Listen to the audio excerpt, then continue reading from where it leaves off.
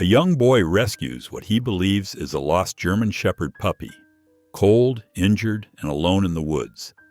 He brings it home, thinking he's found a new best friend. But as the days pass, something about the animal just doesn't feel right. It doesn't bark, it doesn't play, and it never takes its eyes off him. Then, after a moment of danger, the truth begins to unravel. This isn't a dog at all. So and why did it choose him? This story will break your heart and rebuild it in the most unexpected way. Before we get into the story, comment below where in the world you are watching from today. And if you like this story, don't forget to subscribe. The old truck's tires crunched over gravel as Luke pulled up to his parents' mountain cabin. The engine's rumble died, leaving only the whisper of wind through pine needles. In the rearview mirror, he caught sight of Eli, small and quiet in his car seat, clutching his stuffed rabbit close to his chest. The toy's once bright fur had grown dull from constant handling over the past 2 months. Luke's knuckles were white against the steering wheel. "We're here, buddy." Eli didn't respond. He hadn't said much since the funeral.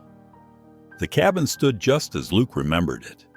Weathered cedar siding, wide front porch, and thick stone chimney reaching toward the clouding sky. His father's old pickup was parked to the side, its familiar rust spots like freckles on its blue paint. Luke climbed out and opened Eli's door, carefully unbuckling the straps.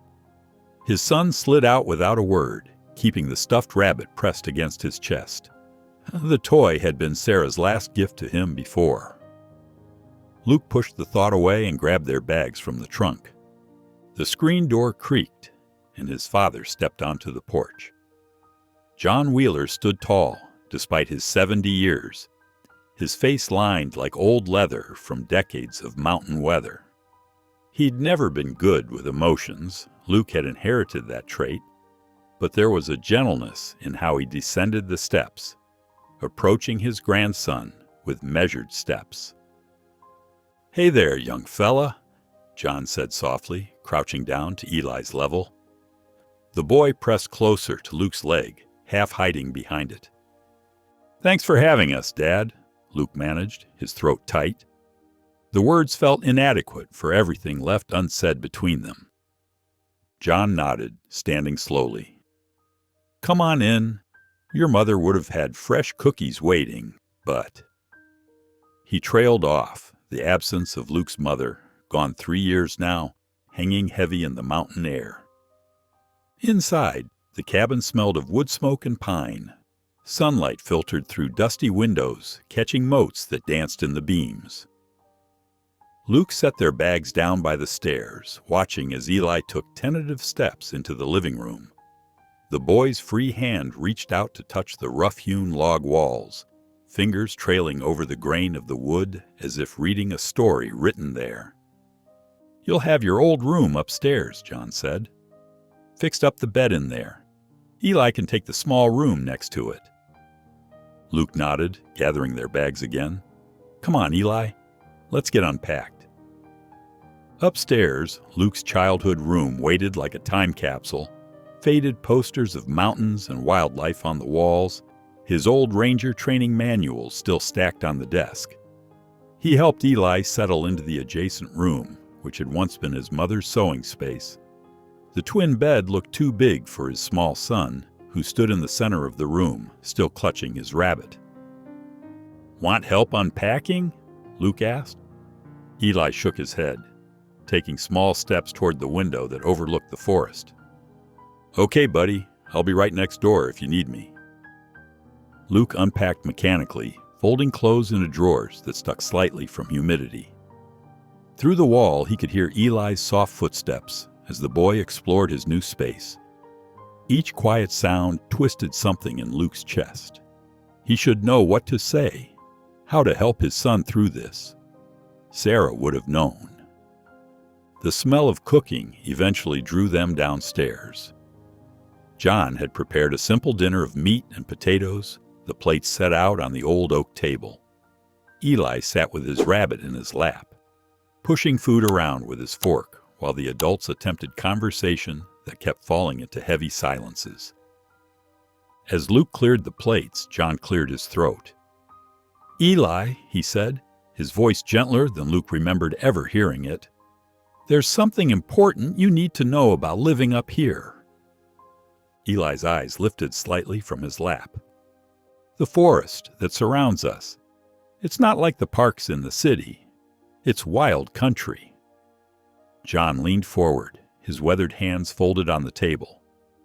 "You need to promise me you won't go near the forest's edge without your daddy or me, especially not after dark."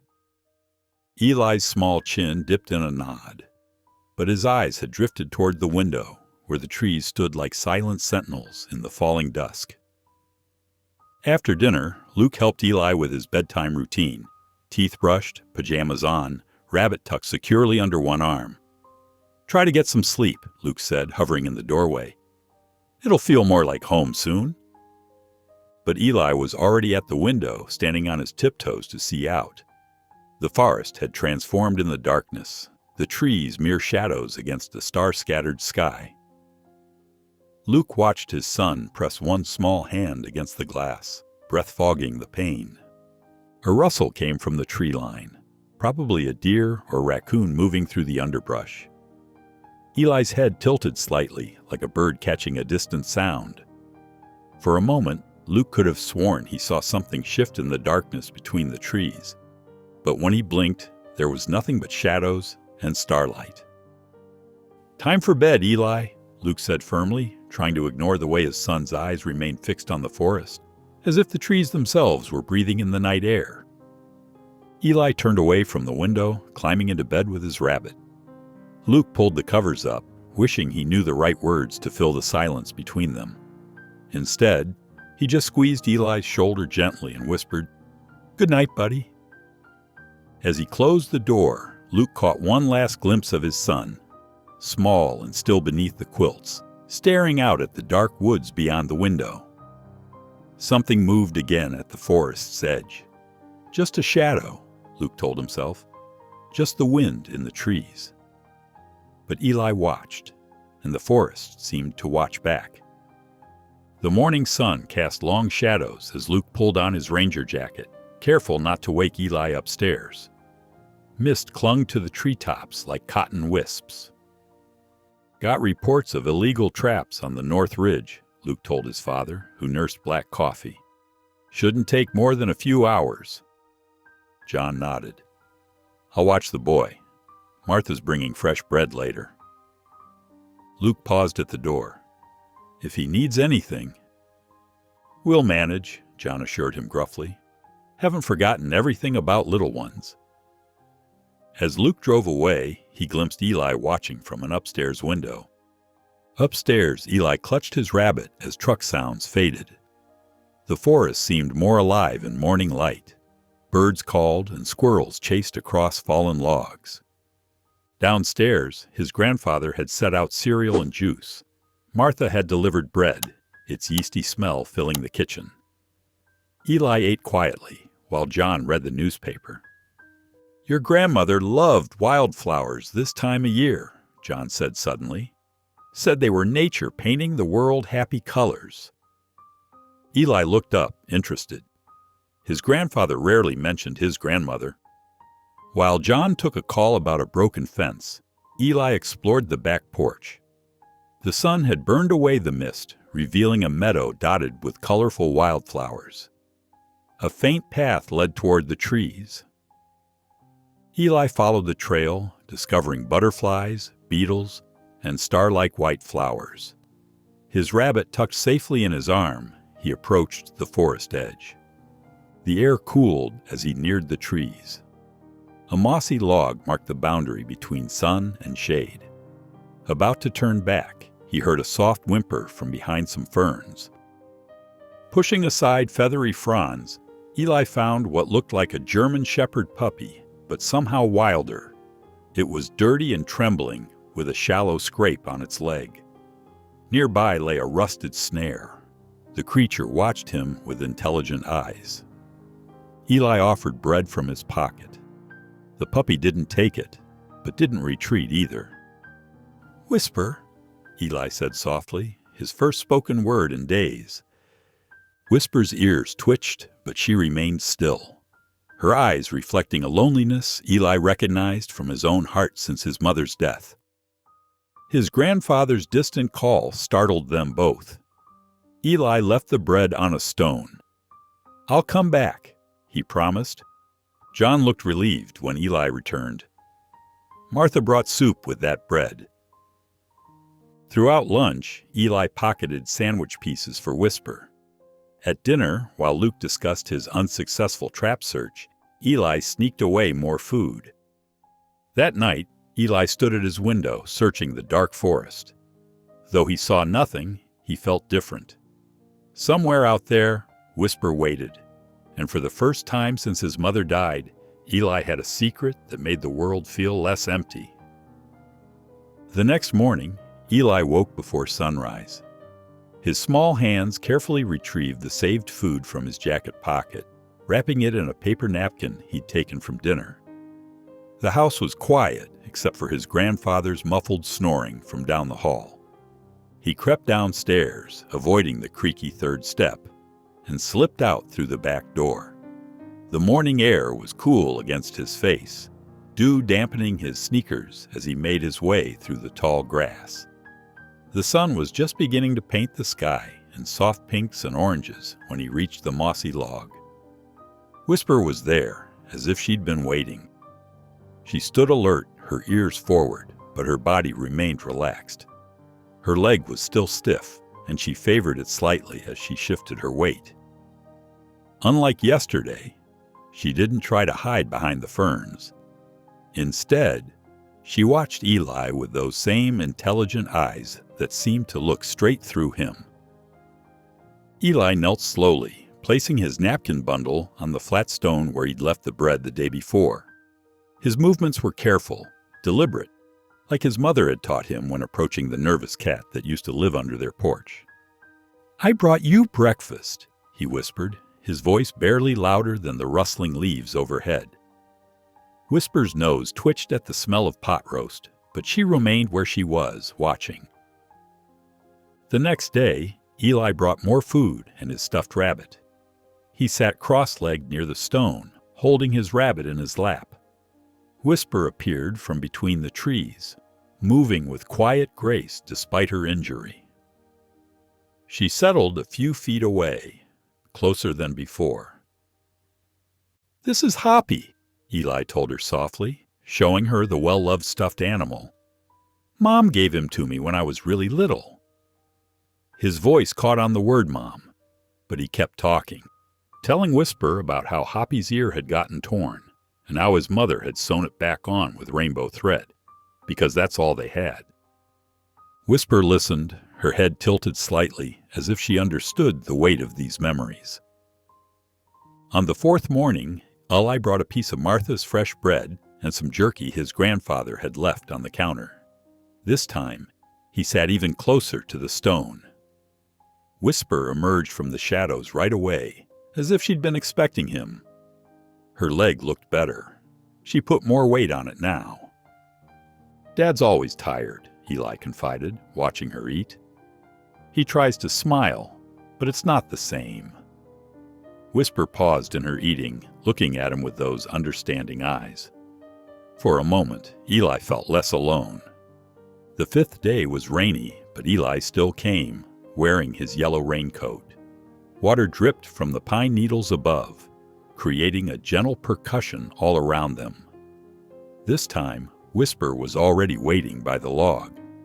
She'd moved closer again, close enough that Eli could see the different shades of gray and brown in her fur, the small scar above her right eye.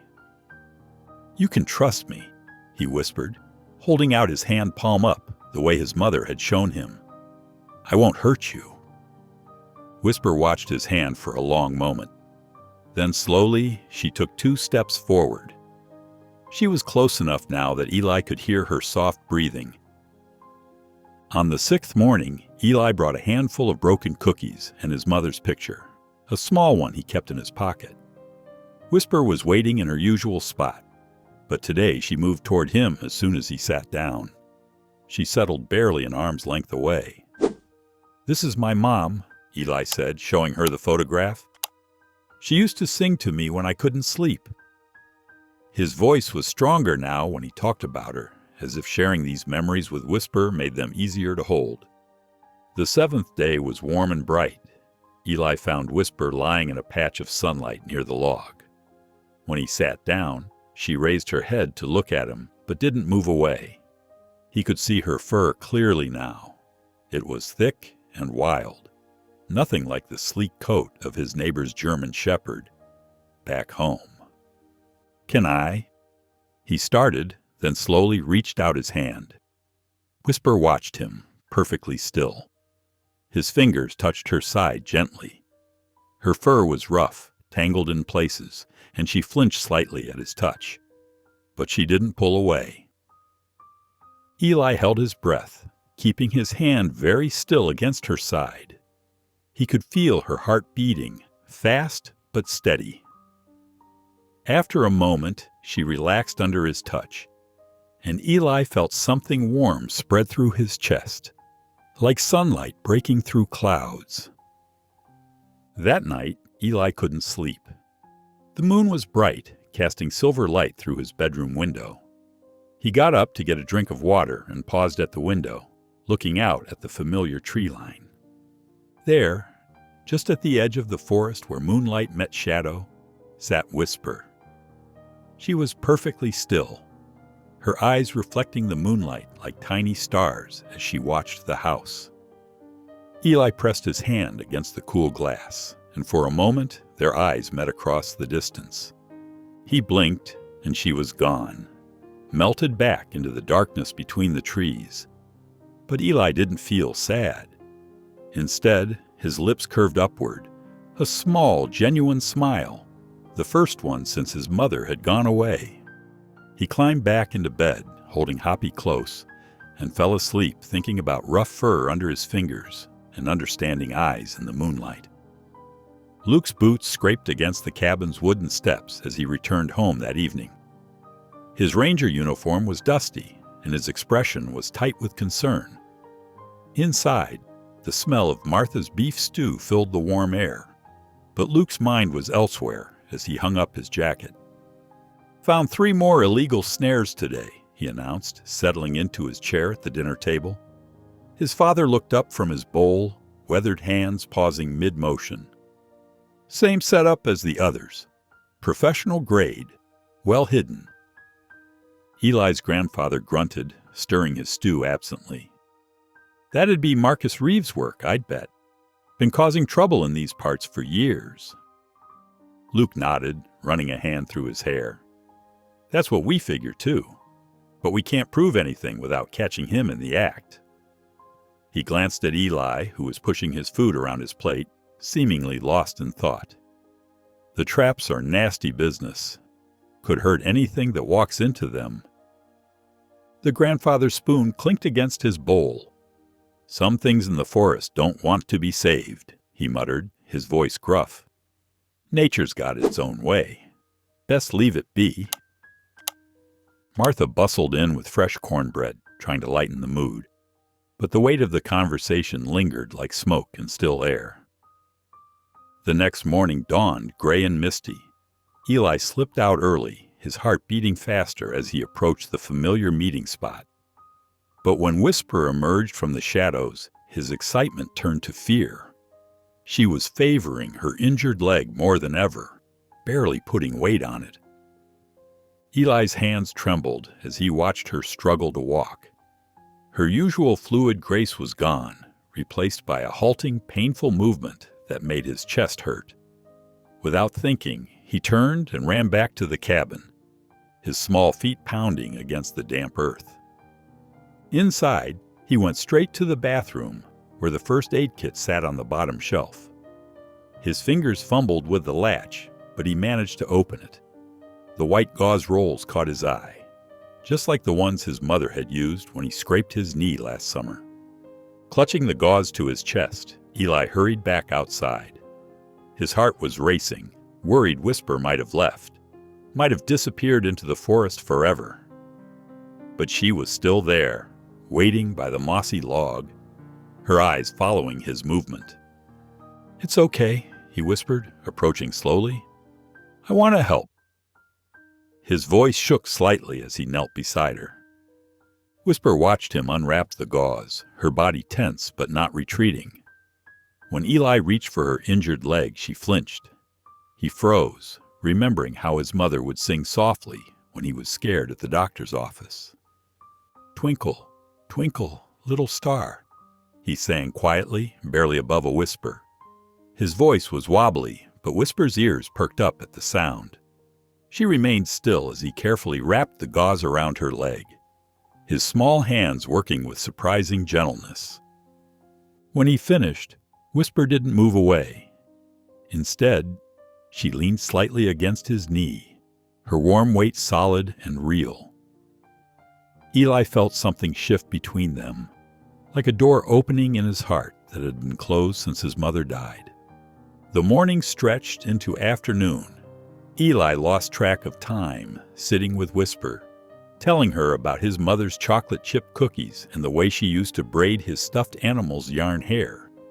He didn't notice the twigs catching in his own hair or the dirt collecting on his hands and clothes. When he finally made his way back to the cabin, his grandfather was on the porch, whittling a piece of wood. The old man's eyes tracked Eli's approach, taking in his disheveled appearance. "Been busy, boy?" the grandfather asked, his knife pausing mid-stroke.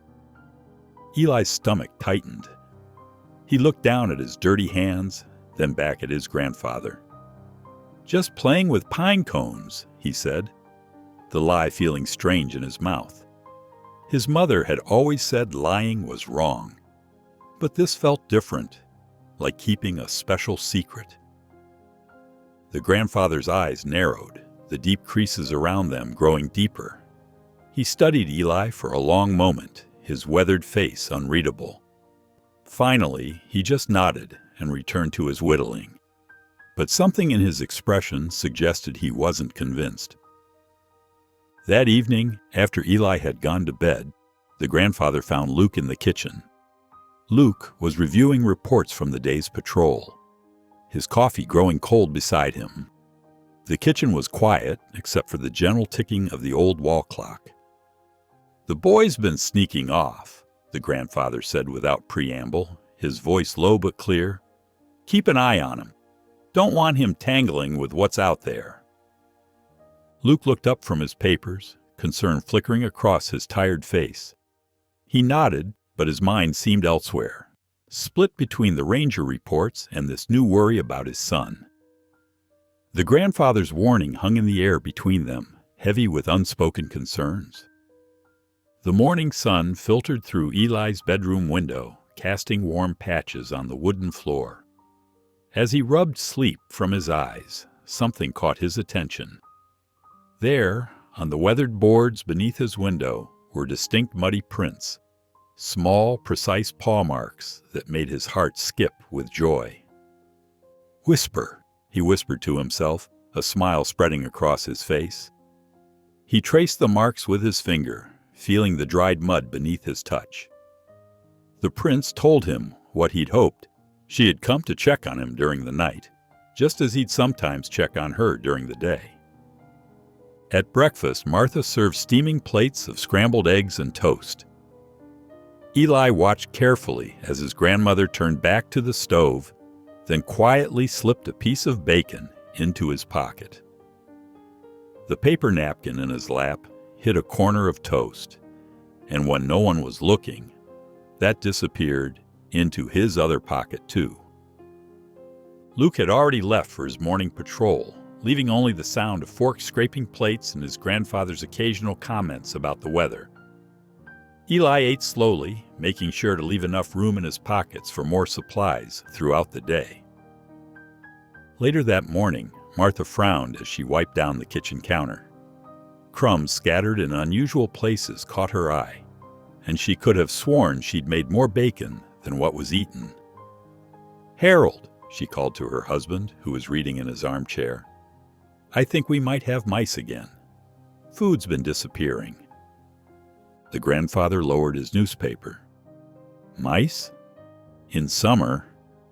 "Well, something's getting into things," Martha replied, opening cupboards to check for signs of rodents.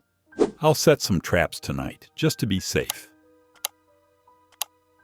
Meanwhile, deep in the forest, Luke crouched beside a swift-moving stream. His experienced eyes had spotted another illegal snare, cleverly hidden among the undergrowth. This one was newer than the others, the metal still bright where it hadn't touched soil. He carefully documented its location and disabled it, adding it to the growing collection of evidence. Reaching into his pack, Luke pulled out a trail camera. He'd brought several today, determined to catch whoever was setting these dangerous traps. With practiced movements, he secured the camera to a nearby tree, angling it to capture any movement in the area. The small red light blinked once, confirming it was working. "Gotta catch you sometime," he muttered, standing and brushing dirt from his knees. He marked the location on his GPS unit, then moved on to set up more cameras at other likely spots. The afternoon stretched long and golden as Eli sat on the cabin's front porch, building a small city with his wooden blocks. The spring air was warm, carrying the scent of pine and wild herbs. He was just adding a tower to his creation when a soft huffing sound made him freeze. At the edge of the clearing, where shadow met sunlight, stood Whisper. Her fur caught the late afternoon light, making her look almost silver. Her injured leg, still wrapped in Eli's gauze, was held carefully as she watched him with those intelligent eyes. Eli's heart thundered in his chest, but he moved slowly, deliberately, not wanting to startle her. This was the closest she'd ever come to the cabin. He watched in amazement as she lowered herself to the ground. Her movements cautious but deliberate. She was choosing to stay, choosing to be near him. Setting his blocks aside, Eli stood up carefully. Each step toward her was measured, his shoes crunching softly on the gravel. When he reached the edge of the porch, he paused, watching her reaction. Whisper's ears twitched, but she remained still, her eyes fixed on him. With the same care he'd shown since their first meeting, Eli walked across the yard and sat down near her. Not too close, just near enough to share the same patch of afternoon sun. He could hear her breathing, could see the subtle rise and fall of her sides. The gauze on her leg was dirty now, but still holding. Reaching into his pocket, he pulled out the bacon from breakfast, unwrapping it from its napkin. The smell made Whisper's nose twitch, but she didn't lunge for the food. Instead, she watched as he placed it halfway between them, her eyes showing the same patience she'd displayed since their first encounter. The moment felt magical to Eli, sitting there with his secret friend, sharing the peaceful afternoon. He began to whisper to her about his block city, about how he was building it like the ones in the picture books his mother used to read to him. Whisper's ears moved slightly, tracking his quiet voice. The screen door creaked behind them. Luke stepped out onto the porch, his boots heavy on the wooden boards. He'd returned early from his patrol, his mind still on the new snare he'd found. But the sight before him made him stop short. There, at the edge of the clearing, sat his son next to what appeared to be a large dog. The animal's profile was distinct against the darkening trees, its posture alert but peaceful. Something about it struck Luke as odd. The way it held itself, the wild grace in its form, even while sitting still. Before he could process what he was seeing or call out to Eli, the animal's head snapped up. In one fluid motion, despite its injured leg, it disappeared into the trees, leaving only swaying branches to mark its passage. The speed and silence of its retreat sent a shiver down Luke's spine. This was no ordinary dog. He frowned, his ranger's instincts prickling with concern. The animal's movement, its size, the way it had vanished so efficiently into the forest, something wasn't adding up. But when he looked at Eli, he saw his son's face fall at Whisper's departure, saw the familiar shadow of loss cross those young features. Luke's mouth opened, then closed again. Questions formed and died on his tongue as he watched Eli slowly stand up and brush off his pants. Whatever was happening here, whatever his son had found in the forest, Luke decided not to mention it, not yet. He held his silence, but his mind was already turning over this new development, adding it to his growing list of concerns about the forest and its secrets. The morning sun hadn't yet cleared the mountain peaks when Eli slipped out of bed. He'd barely slept, too excited about his plan.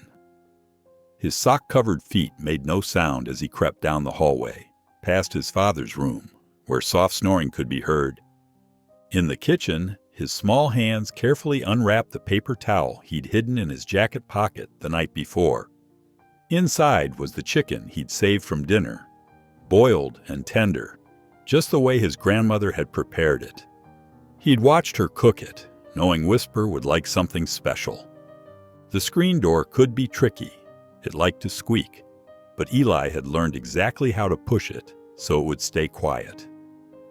The early morning air was cool against his face, and dew dampened his sneakers as he made his way toward the tree line. The forest looked different at dawn, all misty and blue, like something from one of his storybooks. Whisper was already waiting in their usual spot, her form a shadow among the ferns. When she saw him, her ears perked forward, but she stayed where she was, patient as always. Eli noticed her leg looked better. The gauze had fallen off days ago, but the way she moved showed the healing. "I brought you something," he whispered, his voice barely louder than the morning breeze. He knelt in the damp grass, unwrapping the chicken with careful movements. The smell made Whisper's nose twitch, and she took a tentative step forward. Eli held out a piece of chicken in his small palm, keeping his arms steady just like he had practiced. His heart beat faster as Whisper approached, her movements cautious but deliberate. She sniffed his hand, her breath warm against his skin, then ever so gently took the chicken from his palm. Her teeth barely grazed his skin, soft as butterfly wings. Something warm bloomed in Eli's chest. It felt like the way his mother used to hug him, all safe and sure. He held out another piece, and this time Whisper took it more quickly, though still gentle. They continued this way until the chicken was gone, each piece building trust between them.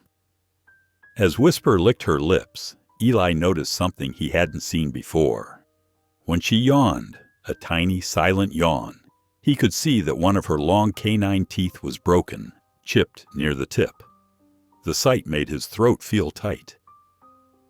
"What happened?" he asked softly, though he knew she couldn't answer. "Did something hurt you?" His voice was barely a whisper, meant more for himself than for her. Whisper's eyes met his, deep and knowing, and suddenly Eli felt like telling her everything. The words tumbled out, quiet but steady, like a stream over stones. "My mom," he started, then swallowed hard. "She used to make chicken like this. She'd say, 'Eli, honey, you need to eat to grow big and strong.'" His voice changed slightly, mimicking the warm, gentle tone his mother had used. "She always cut it into little pieces for me, just like I did for you." Whisper didn't move, but her eyes stayed fixed on him, alert and attentive. Eli reached out slowly, not trying to touch her, just letting his hand rest on the grass between them. "Sometimes I forget what her voice sounded like," he continued, his words barely audible. "But then I remember little things, like how she said honey, or the way she'd laughed when I made funny faces." As if understanding the weight of the moment, Whisper moved forward. Slowly, carefully, she lowered her head until it rested on Eli's knee. The touch was light, brief, lasting only a few heartbeats, but it sent warmth spreading through Eli's whole body. Then, as gently as she had approached, she pulled away, maintaining that careful distance she always kept. Miles away in the ranger station, Luke sat at his desk, reviewing footage from the trail cameras he'd set up near the stream. Most of the images showed nothing but swaying branches and the occasional deer. But then something made him pause, his finger hovering over the keyboard. There, in a blurry frame captured in the pre-dawn light, was a distinct shape. Too large for a dog, too graceful for a coyote. The animal moved with a slight limp, its leg held carefully as it passed through the camera's range. Luke leaned closer to the screen, his ranger's training kicking in as he studied the image. The leg injury triggered a memory. 6 months ago, they'd investigated reports of illegal trapping activity in the northern section of the park. They'd found several animals that had been caught and injured, including a young wolf that had managed to escape with a distinctive wound to its leg. The poachers had never been caught, but the case had stayed with Luke. He pulled up the old case files on his computer, comparing the photographs. The similarity in the injury pattern was striking. Could it be the same animal? The thought made him uneasy, especially given what he'd glimpsed near the cabin yesterday. That evening after dinner, Luke watched Eli push his peas around his plate. His son seemed different lately, still quiet, but with a new kind of energy about him, like he was carrying a happy secret. "Eli," Luke said, keeping his voice casual, "have you seen any animals in the woods lately? While you've been playing outside..." Eli's fork stopped moving. He kept his eyes on his plate, and Luke could see him thinking, considering. The pause stretched out, heavy with unspoken words. Finally, Eli shook his head, still not looking up. "No, Dad." Luke studied his son's face, recognizing the slight tension around his mouth, the same look his mother used to get when she was holding something back. He could push harder, demand the truth, but something stopped him. Instead, he nodded, accepting the answer for now. "Okay, buddy, just be careful out there, all right?" After Eli went to bed, Luke pulled on his jacket and grabbed one of his spare trail cameras from his gear bag. The night air was crisp as he made his way around the cabin's perimeter, looking for the best spot. Finally, he chose a sturdy oak tree with a clear view of the yard and the forest edge. The camera made a soft click as he secured it to the trunk, its lens pointing toward the space where he'd seen that strange shape sitting with his son. He adjusted the settings for night vision, then stepped back to check the angle. Whatever was out there, whatever his son was hiding, the camera would catch it. Luke glanced up at Eli's darkened window, then back at the forest. Something was happening in these woods, something that connected his son, those illegal traps, and that mysterious animal. He just needed to figure out what it was. The morning fog rolled thick and white across the mountain, wrapping the cabin in a ghostly blanket. Inside, the warm smell of pancakes filled the kitchen as Eli's grandmother flipped another golden circle onto the growing stack. Steam rose from the plate, but Eli barely noticed. His legs swung restlessly under the table as he picked at his breakfast, his mind elsewhere. "Eat up, son," Luke said, spreading butter across his own pancakes. "Your grandmother made these special." Eli nodded and took a small bite, but his eyes kept drifting to the window. The fog made the forest look different, mysterious. Somewhere out there, Whisper would be waiting. He'd saved an extra piece of bacon from yesterday, wrapped carefully in a paper napkin and hidden in his jacket pocket. His grandfather and Luke were deep in conversation about the illegal traps, their voices a low rumble at the table. His grandmother hummed as she worked at the stove. Nobody noticed when Eli slipped from his chair and padded quietly to the door. The screen door made the tiniest squeak as he pushed it open, but the adults' voices continued undisturbed.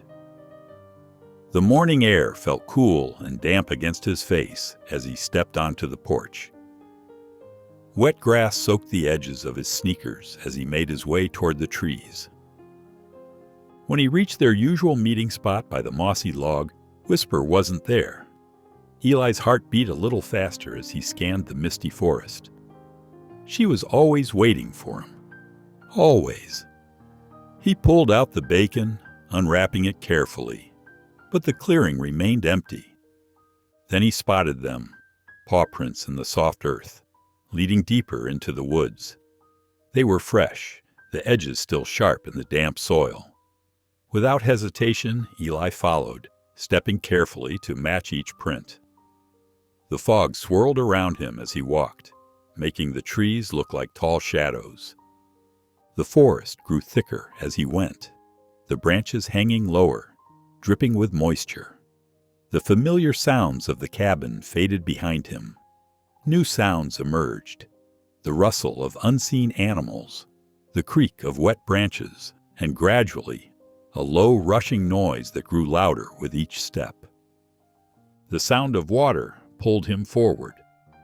Through the mist, he could make out a steep slope where the ground suddenly dropped away. Recent rains had carved out the earth, creating a ravine, with a stream running fast and brown at the bottom. Eli took a step closer, curious about the rushing water below. A flash of movement caught his eye. Whisper appeared suddenly through the fog, placing herself between him and the edge. Her posture was rigid, alert. She made no sound, but her message was clear. Stop. It's okay, Whisper, Eli said softly, trying to step around her. I just want to see. Whisper shifted, blocking his path again. Her eyes were intense, focused entirely on him. But Eli was determined. He took another step, trying to find a better view of the water. The wet earth beneath his foot gave way without warning. For a terrifying moment, Eli felt nothing but air beneath him as the edge crumbled. His heart leaped into his throat, and a small gasp escaped his lips. Then, in a blur of movement, Whisper lunged. Her teeth caught the collar of his jacket, clamping down hard. With a powerful jerk of her head, she yanked him backward just as the rest of the ledge collapsed, sending a shower of dirt and stones tumbling into the ravine. Eli landed hard on his back, the breath knocked out of him. For a moment, he lay there, staring up at the fog-filtered sky, his heart pounding in his ears. Whisper stood over him, her breathing heavy. As she shifted her weight, he noticed she was favoring her injured leg more than before. The sudden movement had cost her. Slowly, carefully, Eli sat up. His hands were shaking slightly as he brushed dirt from his clothes. Whisper was still watching him, but now her stance was different, pained. The leg that had been healing was trembling slightly. "You're hurt," he whispered, his own fear forgotten as he noticed her distress. "Come on." He stood and gestured toward their usual log, which was visible through the fog. Whisper hesitated, then began limping in that direction, each step careful and measured. Eli walked beside her, matching her slow pace, his hand hovering near but not touching her side. When they reached the log, Whisper eased herself down, while Eli dug in his pocket. He always carried a small roll of gauze now, just in case. His hands were gentle as he examined her paw, which was swollen and tender. "You saved me," he said softly, as he began wrapping the gauze around her leg. "Thank you." He kept talking as he worked, his voice low and soothing, the way his mother used to speak to him when he was hurt or scared. "It's okay. You're going to be okay. I've got you." The words flowed naturally, filling the quiet morning air with comfort. Whisper stayed still as he finished wrapping her leg, her eyes never leaving his face. When he was done, he sat back on his heels, studying his work. Is that better? As he started to stand, something unexpected happened. Whisper stretched her neck forward and gently licked his hand.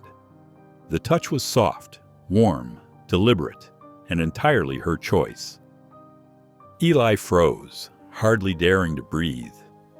This was different from their careful interactions before, where he had always been the one reaching out. This was Whisper choosing to reach back. Slowly, a smile spread across his face, the kind of smile that starts small and grows until it fills your whole body with warmth. He remained still, savoring the moment as Whisper settled back, maintaining eye contact with that same steady, knowing gaze. In the background, the rush of water continued, but it seemed less threatening now. The fog was starting to lift, sending rays of morning sunlight filtering through the trees, turning the forest into a place of gold and shadow. The evening sun cast long shadows across the cabin's porch as Eli trudged up the steps, his clothes caked with mud and his hair dripping wet. His sneakers left brown footprints on the wooden boards, and water trickled down his face, despite his attempts to wipe it away with an equally muddy sleeve. His grandfather looked up from his newspaper, frowning at the mess. "Good Lord, boy, what happened to you?" Eli stood in the doorway, water pooling around his feet. His eyes remained fixed on the floor as droplets fell from his chin. "You can't be wandering around getting soaked like this," his grandfather continued, his voice gruff but tinged with concern. "Your grandmother just cleaned these floors yesterday." From the kitchen, Luke appeared with a dish towel in hand. He paused, taking in his son's bedraggled appearance. The mud wasn't just on Eli's clothes. It was ground into his knees and smeared across his hands, telling a story of more than just a casual walk in the woods. "Eli," Luke said quietly, "go get cleaned up. We'll talk about this after." Without a word, Eli headed toward the bathroom, leaving wet footprints in his wake. His grandfather shook his head and returned to his paper, muttering something about kids these days. Luke watched his son disappear down the hallway, then glanced out the window toward the forest's edge. The mud on Eli's clothes nagged at him. It was too much for just playing around the cabin. He remembered the trail camera he'd set up 3 days ago, hidden in the branches of an old oak tree near the property line. After dinner, when Eli was tucked into bed and his parents had retired to their room, Luke sat at the kitchen table with his laptop. The house was quiet, except for the gentle hum of the refrigerator and the occasional creak of settling wood. He connected the camera's memory card and began scrolling through the footage. Most of the images showed nothing but swaying branches and the occasional deer. Then he stopped. There was Eli walking along the tree line, but he wasn't alone. Luke leaned closer to the screen, squinting at the figure beside his son. At first glance, it looked like a large German shepherd, but something wasn't right. Luke clicked through the frames slowly, studying each one. The animal was too tall, its legs too long and lean for a domestic dog. Its movements were different too, more fluid, more calculated. Each step showed a predator's grace rather than a pet's casual gait. Luke's finger hesitated over the keyboard as he came to a clear shot of the creature's face. The features were unmistakably wolf-like: the elongated muzzle, the intense eyes, the alert ears. But there was something else in its expression, something that made Luke's ranger instincts kick in. The animal's face showed an intelligent calm, a focused awareness that spoke of both wild wisdom and learned caution. He opened another window on his laptop and pulled up the ranger station's database. His fingers moved quickly over the keys as he searched through last year's incident reports. There, a case from 14 months ago. A suspected wolf-dog hybrid had been caught in an illegal trap but managed to escape before the rangers arrived. The photo showed a distinctive scar pattern on its right hind leg. Luke switched back to the trail cam footage and zoomed in. The same leg, the same scar pattern. His breath caught as the pieces fell into place. This wasn't just any stray dog that had befriended his son. This was the missing hybrid, the one they'd all assumed had died in the wilderness or moved on to different territory. The revelation brought with it another disturbing realization. The traps he'd been finding recently matched the same type that had caught the hybrid last year. Someone was still out there, still setting illegal snares, still threatening both wildlife and hikers. Luke rubbed his temples, feeling the weight of this new knowledge. As a ranger, he had a duty to report the hybrid's presence. These animals could be dangerous, unpredictable, but as he looked at the photos again, he saw something that made him pause. Frame after frame showed the same thing, the hybrid walking beside Eli, maintaining a consistent protective distance. In one image, it was actually positioning itself between Eli and a steep slope. The clock on the wall ticked steadily as Luke sat back in his chair, lost in thought. The sound of wind through the trees drew his attention to the window. The moon had risen, casting silver light across the yard and into the forest beyond. As his eyes adjusted to the darkness, he noticed a shape sitting motionlessly just where the lawn met the trees. The hybrid, Whisper, he remembered hearing Eli whisper the name, was perfectly still, her posture alert but relaxed. Her eyes caught the moonlight, reflecting it back like tiny stars. She wasn't hiding or prowling. She was simply watching, waiting, as if standing guard. Luke stood at the window, studying this creature that had somehow formed a connection with his grieving son. In the silvery light, she looked neither fully wild nor tame, but something in between, something that perhaps understood better than anyone the space between two worlds, the challenge of belonging and not belonging at the same time. The database files on his laptop still glowed, waiting for his input, waiting for him to make a decision that would affect not only this unusual animal, but also his son, who had finally found something that made him smile again. The weight of his ranger's badge in his pocket seemed heavier than usual as he stood there, watching Whisper keep her silent vigil in the moonlight. Through the kitchen window, Luke watched Eli playing near the forest's edge. His son sat cross-legged in the grass, arranging pine cones in a neat line while occasionally glancing toward the trees.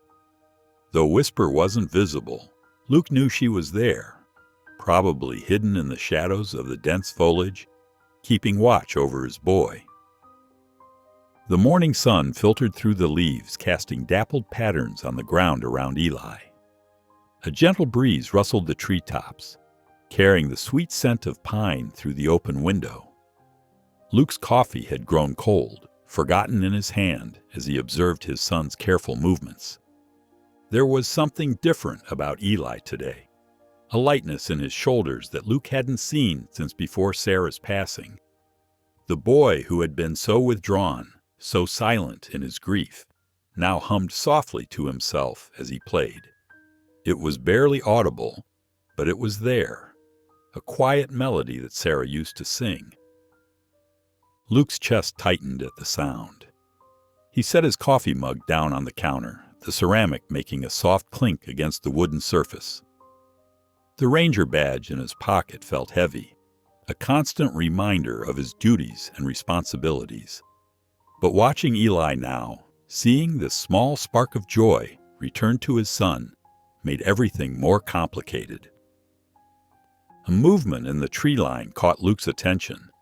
Just for a moment, a shadow shifted between the trunks, Whisper, no doubt, maintaining her vigilant presence.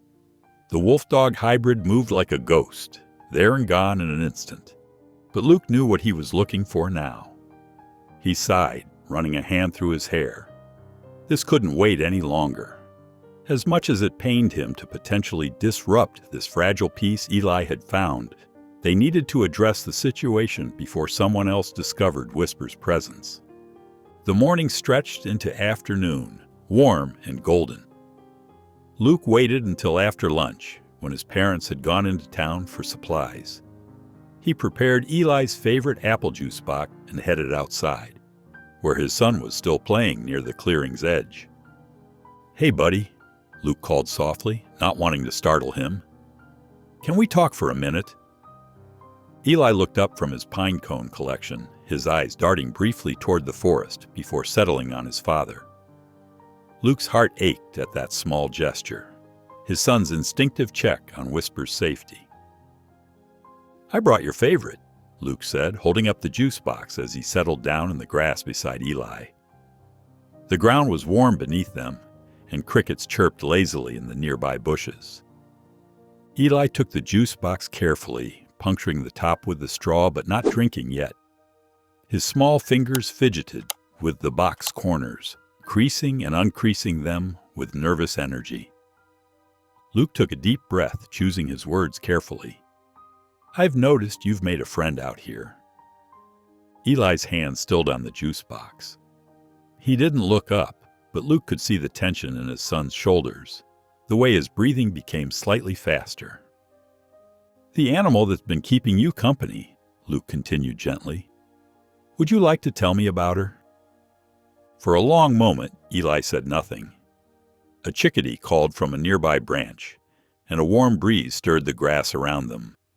Finally, Eli gave a tiny nod so slight it was almost imperceptible. "What do you call her?" Luke asked, keeping his voice soft and steady. "Whisper," Eli replied, barely above a whisper himself. It was the first word he'd spoken all day. Luke nodded, trying to hide his surprise at hearing his son's voice. "That's a beautiful name. It suits her."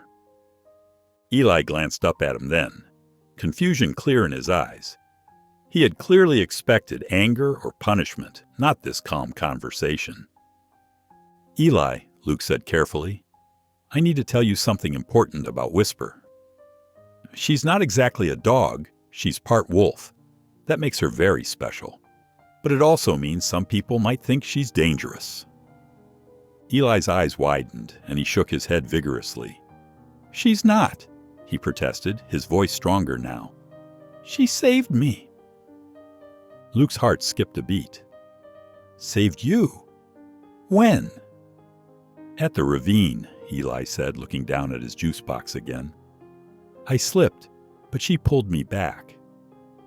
Luke felt a chill despite the warm afternoon sun.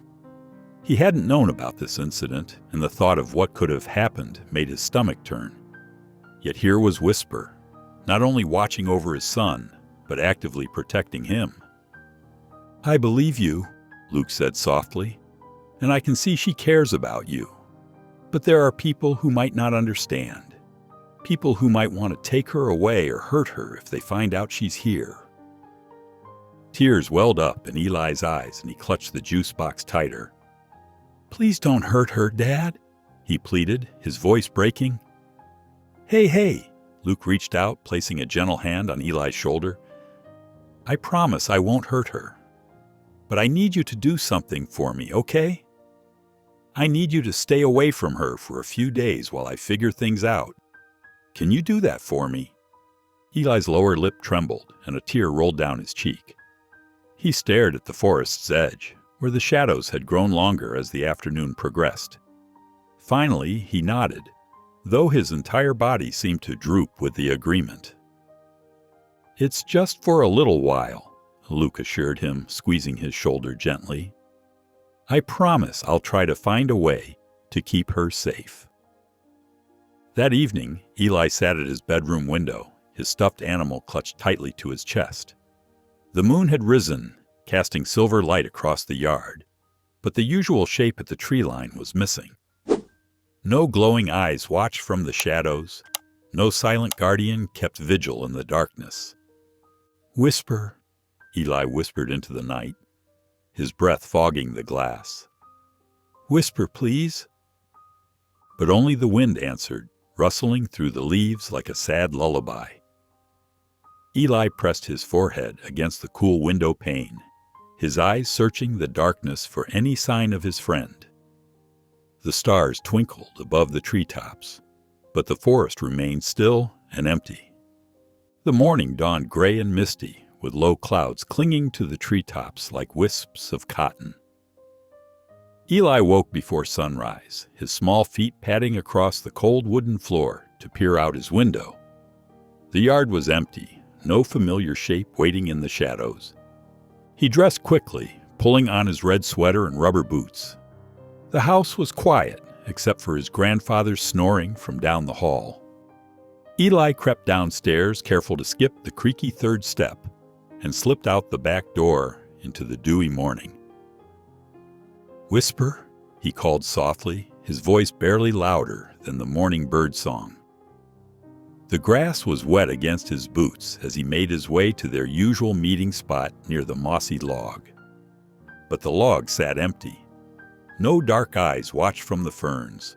No quiet huffing greeted his arrival. Eli's heart felt heavy in his chest as he searched the ground for paw prints, finding only yesterday's marks, already fading in the damp earth. When his grandmother called him in for breakfast, Eli's boots were soaked and his sweater was dotted with moisture from pushing through wet branches. He picked at his pancakes, cutting them into tiny pieces, but eating nothing. His eyes kept drifting to the window, searching. After breakfast, while the adults were busy with dishes, Eli slipped out again. The mist had lifted, but the sky remained a solid sheet of gray. He walked further into the trees this time, checking all the spots where he and Whisper had sat together.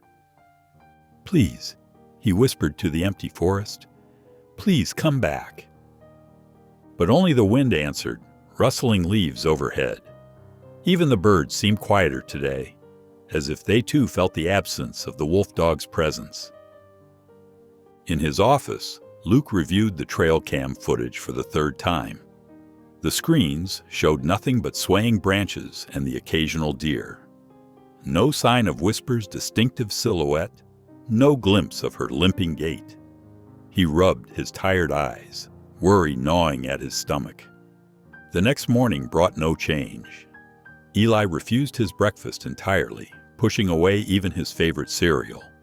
He spent hours by the window, his stuffed animal clutched tightly to his chest, watching the tree line with unwavering attention. By the second day, Eli had stopped speaking altogether. When his grandmother asked if he wanted lunch, he simply shook his head. His blocks remained untouched in their box, his picture books unopened on the shelf. The silence that had gripped him after Sarah's death had returned, heavier than before. Luke watched his son's regression with growing concern. The light that had briefly returned to Eli's eyes had dimmed again, replaced by a distant, hollow look that made Luke's chest ache. He found himself checking the cameras more frequently, hoping for any sign of Whisper's return. That afternoon, while Luke was reviewing reports at the kitchen table, his father entered. The older man's weathered face was set in stern lines as he pulled out a chair and sat down heavily. "You did something, didn't you?" the grandfather asked, his voice gruff but concerned. His calloused hands were clasped together on the table, knuckles white with tension. Luke kept his eyes on his paperwork, but his jaw tightened. The accusation hung in the air between them, heavy with unspoken understanding. "That boy was finally coming back to us," his father continued, shaking his head slowly. "Whatever it was out there, it was helping him. And now look at him." Through the window, they could see Eli sitting on the porch steps, small and still, staring into the forest. He hadn't moved from that spot in over an hour. Luke stood abruptly, gathering his gear. "I need to check the perimeter," he said, avoiding his father's knowing gaze. The guilt weighed on him like a physical thing as he stepped outside. The forest welcomed him with its familiar sense of pine and earth, but something felt off. The usual chorus of bird calls was muted, the undergrowth too still. Luke followed old hunting trails, checking spots where traps had been found before. His boots crunched on fallen leaves as he moved deeper into the woods, eyes scanning the ground for signs. Near a small stream, he found fresh boot prints that weren't his own. Someone had been here recently. Following the tracks, Luke's experienced eye caught a glint of metal partially hidden beneath some leaves. His heart sank as he crouched down to examine it. A new snare, the metal still bright and unweathered, had been set along a game trail barely half a mile from the cabin. "Damn it," he muttered, carefully marking the location on his GPS. The poacher was getting bolder, setting traps this close to occupied buildings. Or maybe they were sending a message, knowing Luke was watching. Back at the cabin, Luke sat at his desk as evening settled over the forest. His ranger badge caught the last rays of sunlight as he typed up the official report, documenting the location and details of the new snare. His fingers hesitated over the keyboard as he considered how much to include about Whisper. Finally, he picked up his phone and dialed a familiar number. After 3 rings, a voice answered. "Hey, Mark. It's Luke. Remember that wolf-dog hybrid case from last year? Yeah, the one that escaped. Listen, I've got a situation here." The conversation was brief but productive. Mark agreed to send a wildlife investigation team within 48 hours to sweep the area for illegal traps and gather evidence against the suspected poacher. As Luke hung up the phone, he glanced at his watch. 2 days. They had 2 days to find Whisper before official channels took over, before the situation spun beyond his control. He looked out the window at Eli, still maintaining his lonely vigil on the porch steps. The sun had almost set now, painting the clouds in shades of purple and deep blue. Somewhere in the darkening forest, Whisper was out there, perhaps watching, perhaps running, perhaps caught in another trap. Luke pressed his palms against his desk, the wood smooth and cool beneath his hands. A soft knock at his office door made him turn. His father stood in the doorway, holding 2 mugs of coffee. Without a word, he set one on Luke's desk and took a seat in the corner chair. Together, they watched the forest fade into darkness, each lost in their own thoughts about what the next 2 days might bring. The morning dawned gray and heavy with the promise of rain. 2 white trucks rolled up the gravel driveway, their government logos stark against the cloudy sky. Eli watched from his perch on the porch steps as 4 uniformed rangers stepped out, their boots crunching on the gravel. Luke emerged from the cabin, his own ranger uniform pressed and official. But his shoulders were tight as he greeted his colleagues, and his smile didn't reach his eyes. The lead ranger, a tall woman with steel gray hair pulled into a severe bun, shook his hand with mechanical precision. "Ranger Thompson," she said, her voice clipped. "Show us where you've documented the illegal trapping activity." Eli hugged his knees closer to his chest as he watched his father lead the group toward the tree line. Something felt wrong. The way they moved, the way they looked at the forest, not like his father did, not like it was something alive and breathing. They looked at it like it was a problem to be solved. Luke pointed out the locations on a map spread across the hood of one of the trucks. His voice carried across the yard in fragments. "Multiple sites, fresh tracks, concerned about escalation." The grandmother brought Eli a sandwich and a juice box, setting them beside him on the porch. He didn't touch either. His eyes remained fixed on the group of rangers as they gathered their gear, including long metal poles with loops at the end and a black case that made his stomach twist. "First site is this way," Luke said, leading them into the forest. Eli stood up, moving to the edge of the porch to keep them in sight until they disappeared among the trees. For an hour, Eli paced the yard, staying just within the boundaries his father had set. The clouds grew darker, and a light drizzle began to fall. He barely noticed the dampness seeping into his sweater. Suddenly, shouts erupted from the eastern tree line. Eli's head snapped up as one of the younger rangers burst from the forest, waving to the others. "Fresh tracks!" Canine, definitely large enough to be the hybrid. Eli's heart hammered in his chest as the rest of the team converged on the spot. He could see them studying the ground, pointing, their voices urgent but too low to hear. Then they moved deeper into the trees, following something only they could see. Minutes stretched like hours. The rain fell steadily now, but Eli couldn't move from his spot. He strained to hear anything over the soft patter of droplets on leaves. A sharp crack split the air, a branch breaking under heavy paws. Through the trees, Eli caught a flash of movement. Whisper running with her familiar limp, her fur dark with rain. His breath caught in his throat as he watched her weave between the trunks, trying to escape. But she was slower than usual. Her injured leg seemed to drag more, and the wet ground made her stumble. The Rangers were closing in, their bright uniforms visible through the foliage. A soft pop echoed through the trees. Whisper stumbled, tried to keep running, but her steps became unsteady. She made it 3 more paces before her legs gave out, and she collapsed near a fallen log. "No!"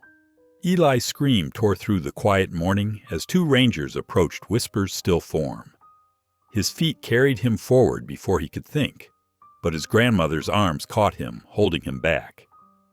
"Easy now, easy," she murmured, but her own voice shook as they watched the Rangers emerge from the trees.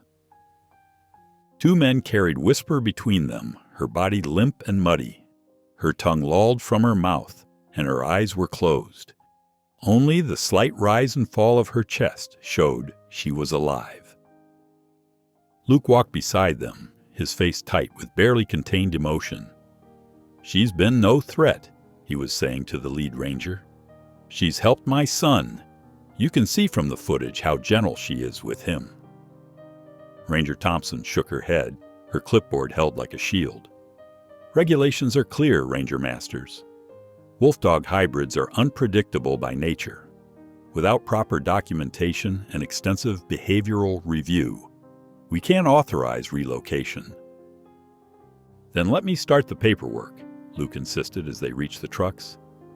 "We can hold her at the sanctuary while—" "You know that's not protocol," Thompson cut him off. Her pen scratched against paper as she made notes.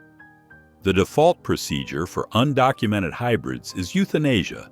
It's safer for everyone." Eli's grandmother's arms tightened around him as he tried to break free. "Whisper," he cried, his voice cracking. "Dad, please, don't let them." Luke turned at his son's voice, and for a moment his professional mask cracked. Pain and helplessness flashed across his face as he looked between Eli and the unconscious form of Whisper being loaded into one of the trucks. "I'll have the paperwork filed by end of day," Thompson said, closing her clipboard with finality. "We'll proceed with protocol tomorrow morning." The truck's engines rumbled to life. Eli broke free from his grandmother and ran toward them, but they were already pulling away, gravel spraying under their tires. He stood in the driveway, rain soaking through his clothes, watching until they disappeared around the bend. Something caught his eye in the mud. Whisper's collar, fallen during the struggle. He picked it up with trembling hands, his fingers running over the worn leather. Without a word, Eli turned and ran toward the barn. The heavy wooden door creaked as he slipped inside, climbing up to the hayloft where he and Whisper had sometimes sat together on rainy days. He curled up in the corner, clutching the muddy collar to his chest. The rain drummed steadily on the barn's tin roof. Footsteps crunched on the gravel outside, and the barn door opened again. "Eli?" Luke's voice was soft, uncertain. "Son, please come down." Eli pressed himself further into the corner, silent tears running down his face. He heard his father's heavy sigh, followed by the sound of him sitting down against the barn door. "I'm so sorry," Luke whispered into the dim space. "I never meant... I didn't think they would." His voice caught, and he fell silent. The collar in Eli's hand still smelled like Whisper, like pine needles and wild places. He buried his face in it, shoulders shaking with quiet sobs. Outside, Luke continued to whisper apologies into the gathering darkness, each one falling into the space between them like stones into a deep well. Time passed. The grandmother brought out sandwiches that went untouched. The grandfather stood in the barn doorway briefly, looking up at the hayloft with sad eyes before walking away. But Eli remained curled in his corner, and Luke stayed at his post by the door, neither one able to bridge the gulf that had opened between them. The morning sun had barely crept over the mountains when Luke knocked on the barn door. "Eli, I brought you breakfast." No answer came from within. He pushed the heavy door open, wincing at its creak. "Son?" The hayloft stood empty. Eli's blanket lay crumpled in the corner, Whisper's collar nowhere in sight. Luke's heart rate quickened as he climbed the ladder, calling his son's name again. Nothing but silence and the musty smell of old hay greeted him. He practically ran back to the house, taking the porch steps 2 at a time. Inside, he found his father at the kitchen table, reading the morning paper. "Dad, Eli's not in the barn. Check if his boots are by the door." The grandfather set down his coffee and walked to the mudroom. His sharp intake of breath told Luke everything before he spoke. His rain boots are gone, and his backpack. Luke grabbed the phone, dialing the ranger station with trembling fingers. "Thompson, we have a situation. My son's missing." He listened for a moment, his face growing pale. "What do you mean the transport cage is empty?" The grandfather appeared beside him, concern etching deeper lines in his weathered face. "The boy's gone after that wolf dog, hasn't he?" Luke hung up the phone, already pulling on his jacket. "Thompson says someone broke the lock on Whisper's cage sometime before dawn. She's gone too." He grabbed his gear bag from the closet, checking its contents. "Dad, can you drive up to the north trails? I'll take the east side. The other rangers are starting a search pattern from the station." Within an hour, 3 ranger vehicles and Luke's father's truck spread out across the reserve. Luke walked the familiar paths, his trained eyes scanning for signs. Near a creek bed, he found what he was looking for: small boot prints in the mud, accompanied by larger paw prints. His chest tightened. Eli had found Whisper, or she had found him. "Over here," called one of the junior rangers. "Sir, look at this." He pointed to a broken branch about 4 feet off the ground, child height.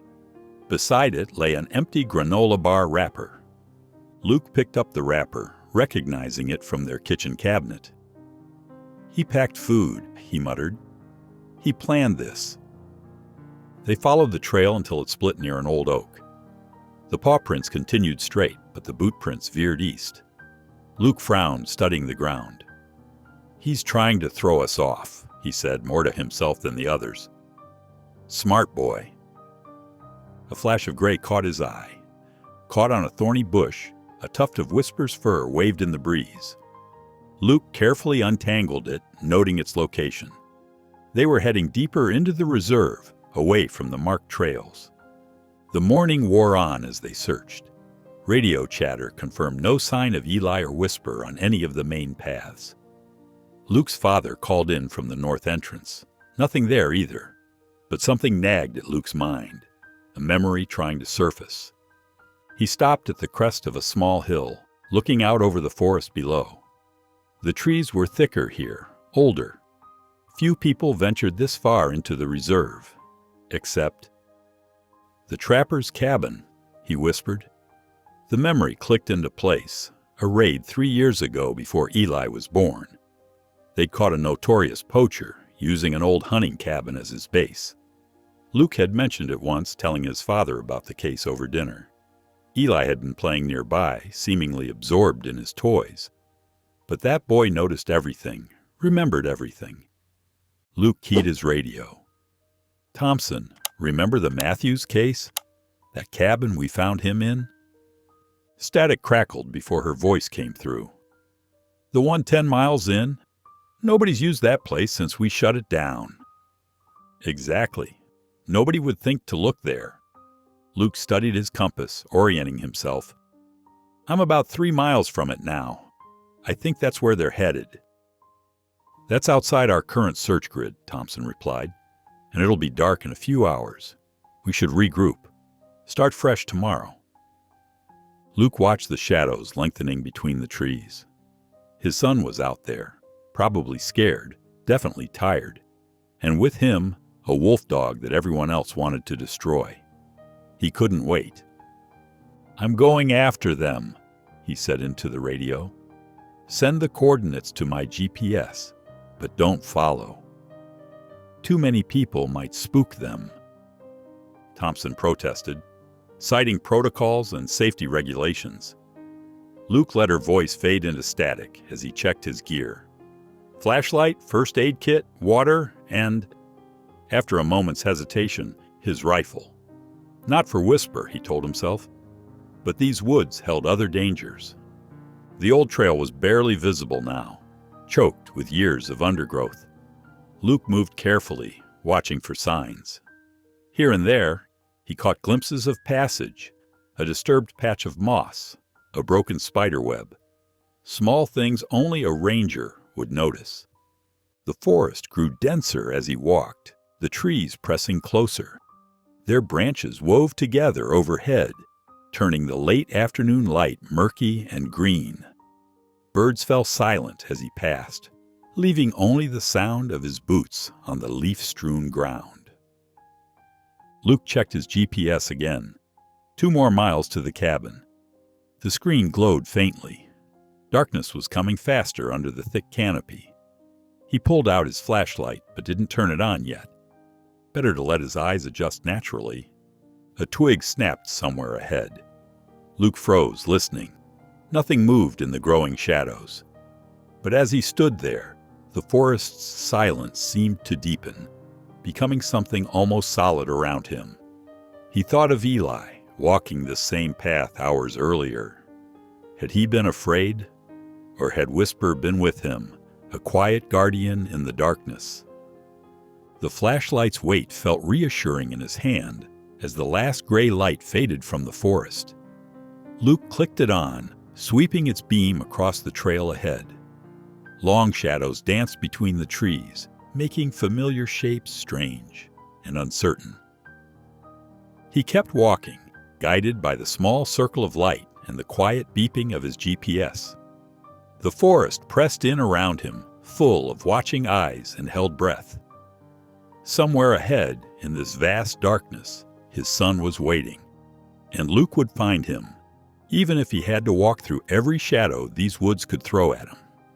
The beam of Luke's flashlight cut through the midnight darkness, finally landing on the dilapidated structure ahead. The old trapper's cabin looked worse than he remembered, its roof partially caved in, windows broken, and wooden walls warped from years of harsh mountain weather. The smell hit him first, a nauseating mixture of rust and old fur that made his stomach turn. As he approached, the forest around him fell unnaturally silent. No crickets chirped, no owls called. Even the wind seemed to hold its breath. His flashlight caught something near the doorway, a small blue backpack, decorated with dinosaur patches. Eli's backpack. Luke's heart pounded against his ribs as he moved closer, careful to keep his footsteps quiet on the rotting porch boards. The door hung crooked on its hinges, creaking softly in the night air. He swept his light across the entrance, checking for any immediate dangers before stepping inside. The cabin's interior made his blood run cold. Metal traps of various sizes lined the walls, their teeth gleaming dully in his flashlight beam.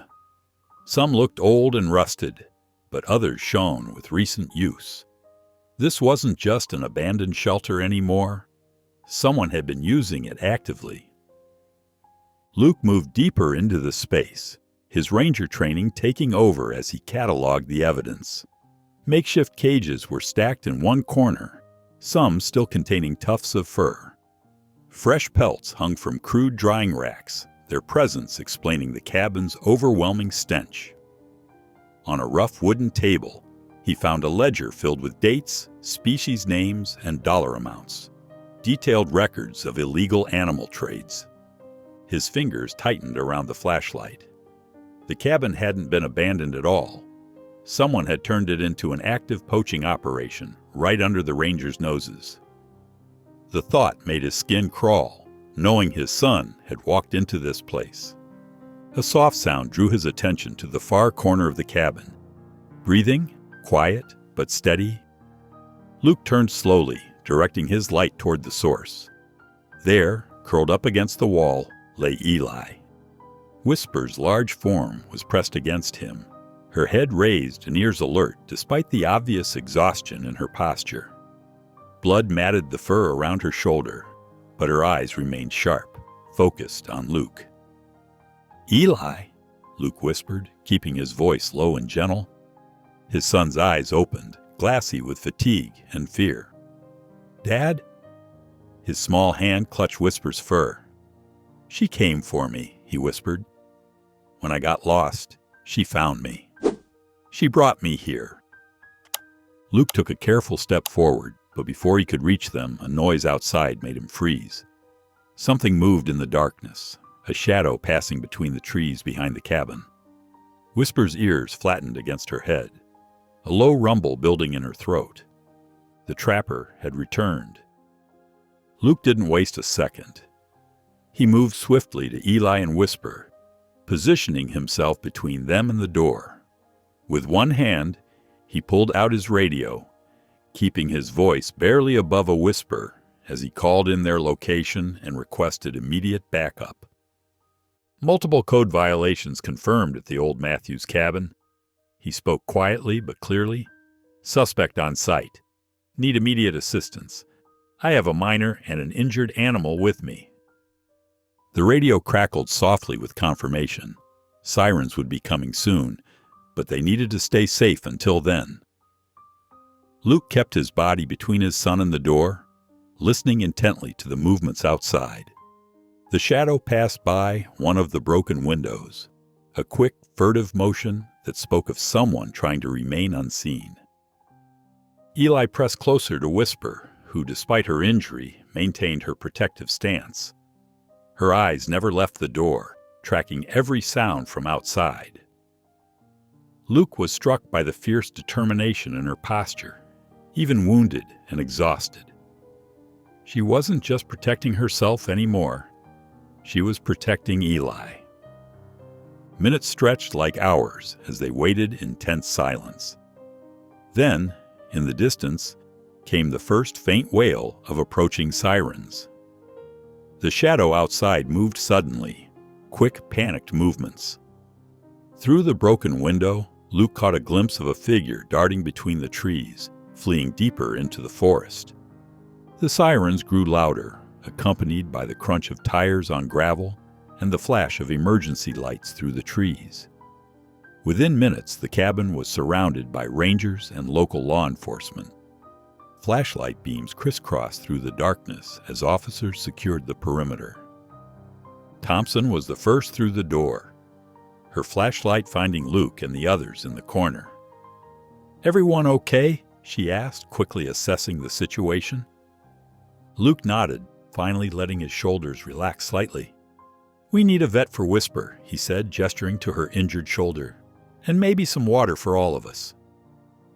As they were led out to the waiting vehicles, Eli refused to leave Whisper's side.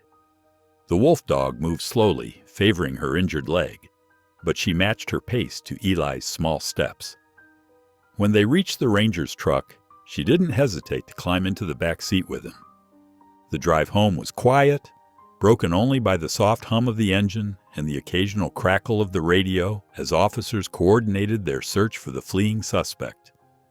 In the back seat, Eli's exhaustion finally caught up with him. His head nodded forward, then settled against Whisper's side. The wolf dog shifted slightly, making room for him to lean more comfortably against her, and rested her head on his lap. Her eyes remained open, watchful, but there was a new peace in her posture, as if she'd finally found her place. Luke watched them in the rearview mirror, something tight in his chest, slowly unwinding. They were safe. They were together. And somehow, in the midst of all this chaos, His silent, grieving son had found exactly what he needed. Not in the careful structures Luke had tried to build around him, but in the wild, wounded heart of a creature who understood his loss.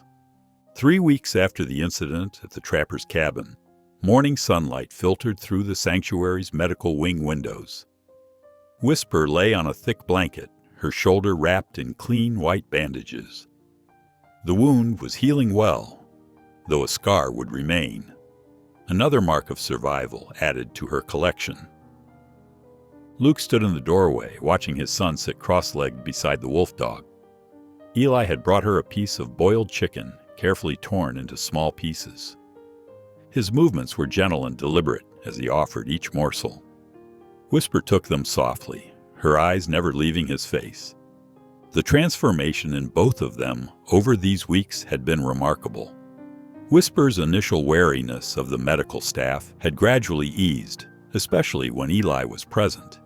And Eli, Luke's quiet, withdrawn son, had found his voice again. He spoke to Whisper in soft tones, sharing stories about his day, his memories, his hopes. Dr. Martinez, the wildlife veterinarian, approached Luke with a clipboard. "The final assessment looks good," she said quietly. "No signs of aggression, even during medical procedures. Your incident report and the evidence from the trapper's cabin helped immensely. She's clearly bonded and shows remarkable social intelligence for a hybrid." Luke nodded, his throat tight. He'd spent countless hours on the phone, writing emails, filling out paperwork. The sanctuary in Montana had finally agreed to take her, a reputable facility with experience handling wolf dogs. They had acres of natural habitat, experienced staff, and most importantly, they allowed visitors. Eli knew Whisper would be leaving soon. He'd been incredibly brave about it, helping to prepare her travel crate with blankets and familiar toys. Each day he brought her something new, a drawing of them together, a small stuffed animal, or her favorite treats. The staff had commented on how his presence seemed to calm her, making their jobs easier. On the morning of transport day, fog hung low over the mountains. Eli arrived early carrying a final drawing, Whisper running free through trees, her head held high. He sat with her for a long time, speaking so softly that even Luke couldn't hear the words. Then, slowly, carefully, he wrapped his arms around her neck in a gentle hug. "I'll find you again," he whispered against her fur. Whisper pressed her nose against his shoulder, breathing in deeply as if memorizing his scent. The years that followed brought gradual healing to them all. Eli grew from that quiet, grief-stricken boy into a thoughtful, confident teenager. His experience with Whisper had sparked something in him, a deep connection to wildlife and conservation.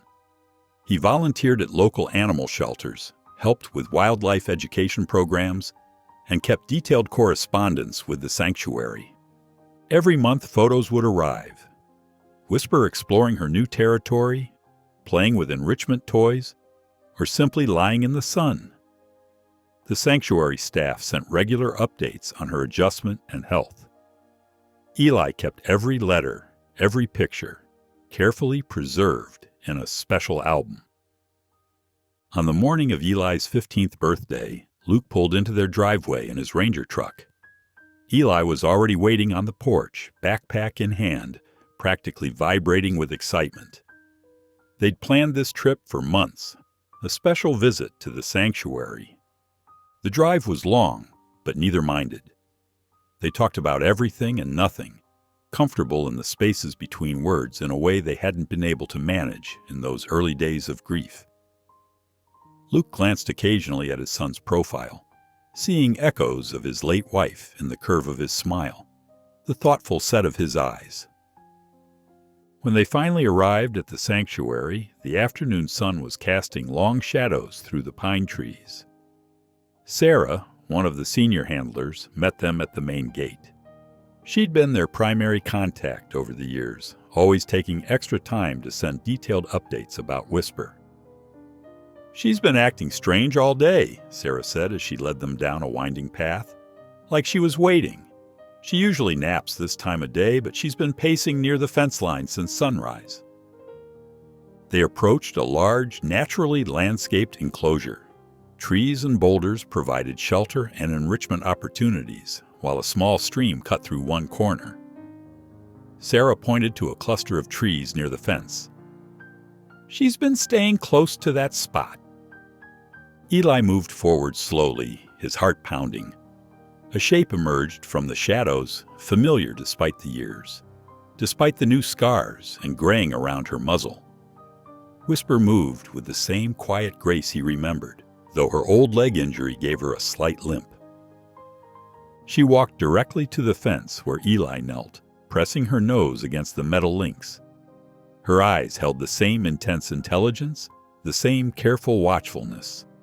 But there was something else now, a contentment, a sense of peace that hadn't been there in those early days of fear and survival. "Hey, Whisper," Eli whispered, his voice catching slightly. "I told you I'd find you again." A small movement caught his attention.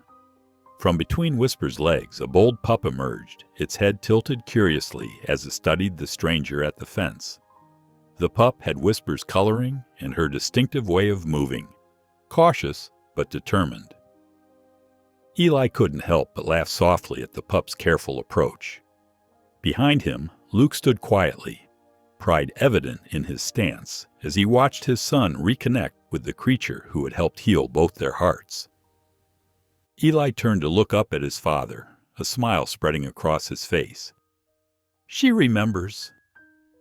If you enjoyed the story of Eli and Whisper, I handpicked this next story that you will enjoy. Please don't miss this one. Click here to watch it.